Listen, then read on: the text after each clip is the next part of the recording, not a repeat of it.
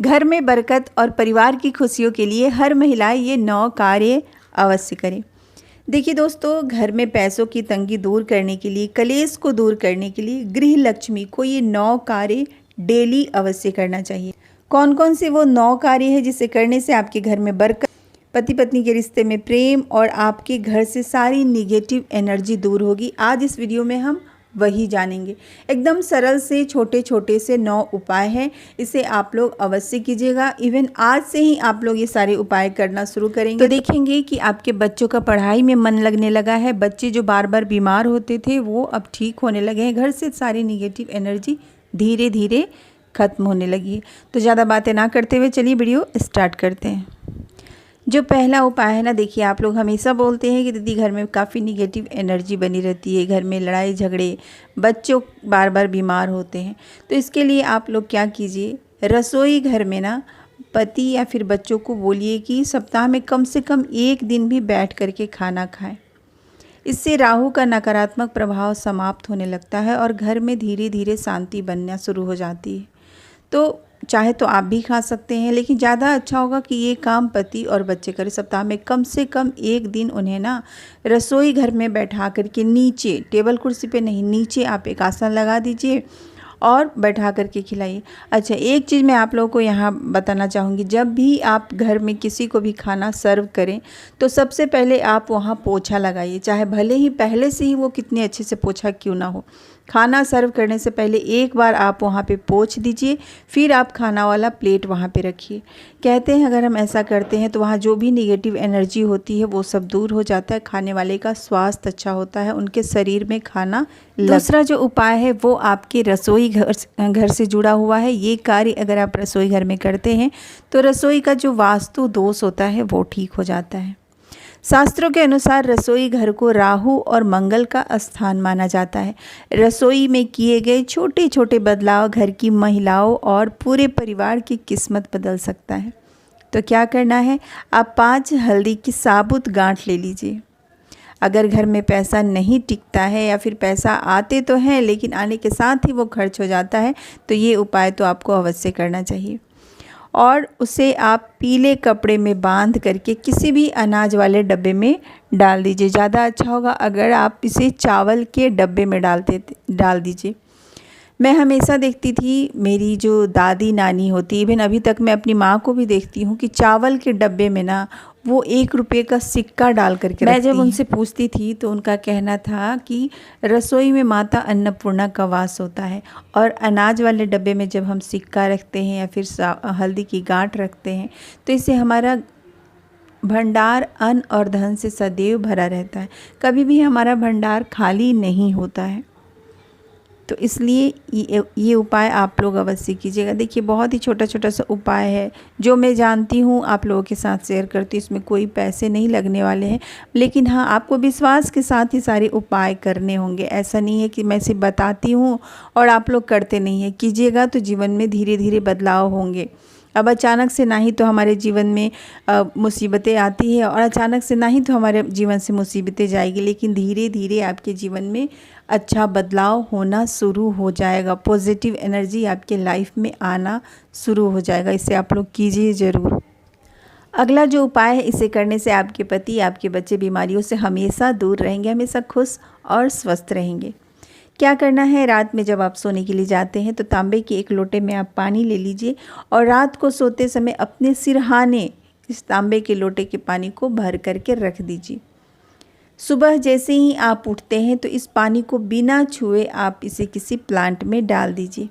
ऐसा करने से बच्चों के ऊपर या फिर पति के ऊपर जो भी निगेटिव एनर्जी होगी ना वो सब पानी एब्जॉर्ब कर लेगा और उसे आप सुबह में प्लांट में डाल दीजिए।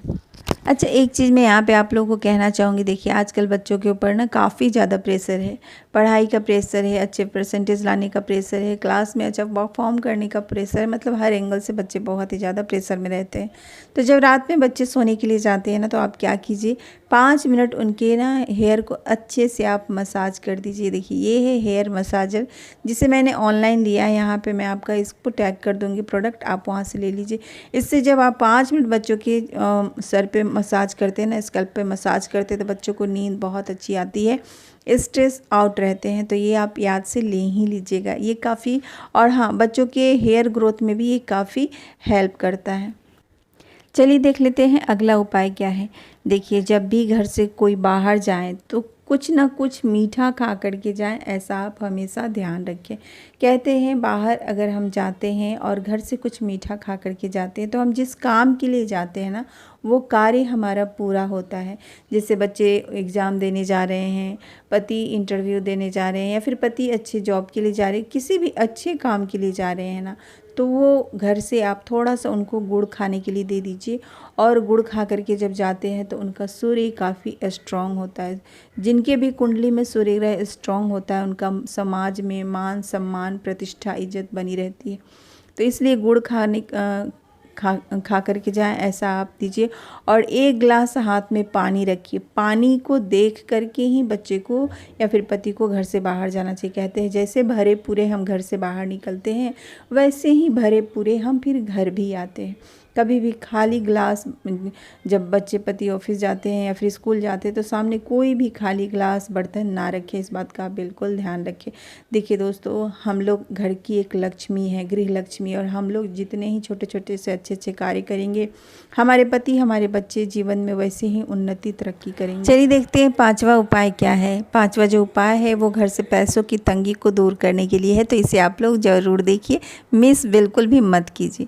देखिए, आप अपने पर्स में 5 साबुत चावल के दाने एक पेपर में फोल्ड करके रख दीजिए। साबुत चावल के दाने होना चाहिए, चावल खंडित नहीं होना चाहिए, इस बात का बिल्कुल ध्यान रखें। और आप अपने पर्स में कुछ ना कुछ पैसे अवश्य रखें। अगर आप नोट नहीं रख सकते हैं तो कॉइन भी रखिए, 5 रुपये का कॉइन रखिए या फिर 10 रुपये का कॉइन रखिए, कुछ भी रखिए, लेकिन रखिए ज़रूर। पर्स को कभी भी खाली नहीं रखना चाहिए, इससे माता लक्ष्मी रुष्ट हो जाती हैं। तो इस बात का बिल्कुल ध्यान रखिए। और मन में सवाल आ रहा होगा कि दीदी इस चावल का क्या करें, तो देखिए, आप जब ये चावल रखते हैं तो डेली आपको ये चावल रखना है। पिछले गुरुवार को भी मैंने बताया था कि पर्स में क्या रखा जाता है, तो आप लोग गुरुवार का वीडियो जा कर के अवश्य देखिए। और इस चावल को आप शुक्रवार के दिन निकालेंगे और चिड़िए को खाने के लिए देंगे। चलिए देख लेते हैं अगला उपाय क्या है। देखिए, जैसे ही शाम होता है ना, आप हर जगह का लाइट ऑन कर दीजिए, अपने मुख्य दरवाजे का, रसोई घर का, पूजा मंदिर का। शाम के समय घर का कोई भी कोना अंधेरा नहीं रहना चाहिए, इस बात का बिल्कुल ध्यान रखें। ऐसा नहीं है कि लाइट बिल उठ रहा है तो आप लाइट ना जलाएं, ऐसा बिल्कुल ना करें। शाम के समय घर के मुख्य दरवाजे से लेकर घर का हर एक कोना उजाला होना चाहिए। अगला जो उपाय है, बच्चों की पढ़ाई में मन नहीं लगता है कि बच्चों की पढ़ाई में एकाग्रता के लिए बच्चों के गले में एक चांदी का चैन आप डाल दीजिए। इससे चंद्रमा मजबूत होता है और बच्चों की पढ़ाई में कॉन्सेंट्रेट बनी रहती होते हैं ना, बच्चे एक जगह ढंग से बैठते नहीं पढ़ने के लिए। दूसरा, बच्चों के स्टडी रूम या पढ़ने के टेबल पर हरे रंग का पर्दा या फिर हरे रंग की कुछ भी चीज़ें आप रख दीजिए। पढ़ते समय बच्चा का मुख हमेशा पूर्व या उत्तर दिशा की तरफ होना चाहिए, इससे पढ़ाई में आने वाली रुकावटें दूर होती है। उनके टेबल पे गणपति जी का छोटा सा मूर्ति रखा कीजिए। कहते हैं गणपति जी बुद्धि विवेक के देवता होते हैं, और जब बच्चों के स्टडी टेबल पे गणपति जी रहते हैं तो बच्चों का बुद्धि विवेक तेज होता है, बच्चे मन लगा करके पढ़ते। सबसे पहले तो बच्चों में एकाग्रता होना काफ़ी ज़रूरी है, क्योंकि बच्चे एक जगह बैठ के पढ़ते नहीं। अगला उपाय क्या है, देखिए, सुबह शाम घर में कपूर जलाने का नियम बनाइए। और ज़्यादा अच्छा होगा, कपूर में 2 फूल वाला जो लौंग होता है ना, फूल वाला, जिस लौंग में फूल नहीं है उसे जलाने का कोई मतलब नहीं है। कपूर में 2 फूल वाला लौंग डाल दीजिए और सुबह शाम घर में कपूर का धुआं कीजिए। इससे क्या होगा, शास्त्रों के अनुसार घर के वास्तु दोष दूर होंगे और माता लक्ष्मी आकर्षित होंगी। जहाँ भी निगेटिव एनर्जी होता है वहाँ ना तो पैसे आते हैं, ना ही सुख समृद्धि, ना ही घर में खुशहाली आती है। घर में जहाँ सकारात्मक ऊर्जा का वास होगा, घर में रहने वाले का स्वास्थ्य भी अच्छा होगा, परिवार में खुशियाँ होगी, माता लक्ष्मी आकर्षित होंगी, पैसे भी होंगे, बरकत भी होंगे। इसलिए सबसे पहले घर से निगेटिव एनर्जी को दूर करना काफ़ी ज़रूरी है। चलिए, सबसे आखिरी जो उपाय है वो तो आप लोगों को अवश्य देखना चाहिए। इसके बारे में किनको पता है, कमेंट में अवश्य बताइएगा। देखिए लास्ट वाला जो उपाय है, घर के उत्तर पूर्व दिशा जिसे कि हम ईशान कोण कहते हैं, वहाँ पे आप एक मिट्टी का घड़ा ले लीजिए। देखिए मिट्टी का जो घड़ा होता है ना, वो बुध ग्रह को समर्पित होता है और इसमें आप जल भर दीजिए। जब घड़ा में जल भरते हैं तो इससे चंद्रमा मजबूत होता है और इसे पानी भर करके सही दिशा में रखने से बुध और चंद्रमा का मिलन से घर में सभी ग्रह दोष दूर हो जाते हैं। इससे घर में बच्चों की बुद्धि तेज होती है, माता लक्ष्मी प्रसन्न होती हैं और उत्तर का दिशा कुबेर जी का दिशा होता है। इस दिशा में जल तत्व रखने से पैसों की तंगी खत्म हो जाती है और अटका हुआ धन वापस आता है। तो ये तो हो गया कि जल वाला घड़ा रखने से क्या फ़ायदे होते हैं, लेकिन किस तरीके से रखना है, रखने का सही नियम क्या है, ये आप जान लीजिए। कभी भी घड़ा को खाली ना छोड़ें, हमेशा घड़ा में जल भरा रहना चाहिए और डेली शाम के समय रसोई में पानी के घड़े के पास आप एक दीपक जला करके रखिए।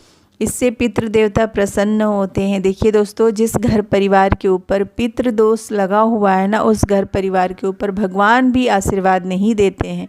इसलिए पितरों को भी प्रसन्न करना ज़्यादा ज़रूरी है। हर अमावस्या तिथि पे आप लोग पितरों के निमित्त दान पुण्य और पूजा पाठ अवश्य कीजिए, क्योंकि जिनके हम पूर्वज हैं, जिनके हम वंशज हैं, अगर वही हमसे नाराज़ हो जाएंगे तो भगवान भी कुछ नहीं कर सकते। और हाँ, घड़ा के पास कोई गंदगी नहीं होना चाहिए, जूठे हाथ से आप उस घड़ा को ना छुएं। घड़ा से जब आप जल पीते हैं तो घर में परिवार में खुशहाली बनी रहती है, परिवार में सबका स्वास्थ्य अच्छा रहता है, मानसिक शांति मिलती है। मेरे घर में जो घड़ा है वो आज ही मेरे बच्चों ने पकड़ के फोड़ दिया। बच्चों को तो जानते ही हैं कितना चंचल है। सुबह में मैं खुद से निकाल के दी और बच्चे स्कूल से जब आए तो उनको लेकर के फोड़ दिए, तो इसलिए मैं आपको दिखा नहीं पाई। छोटा सा घड़ा है तो वही दिखा करके आज मैं आप लोगों को वीडियो बनाई। आगे जब मैं खरीद के लाऊंगी घड़ा तो कितना बड़ा घड़ा होना चाहिए, उसमें कितना पानी होना चाहिए, क्या कैसे, सारी विधि मैं आप लोगों को विस्तार से बताऊंगी।